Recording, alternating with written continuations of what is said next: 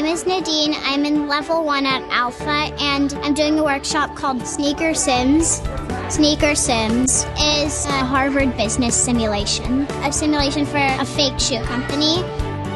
My name is Jude Anderson, and I am an L1. In this workshop, you work for a shoe company. Some of the things to have to consider are how many shoes I have to make, the quality of the shoe, insourcing, outsourcing, what people work, and how much time they work and what they do.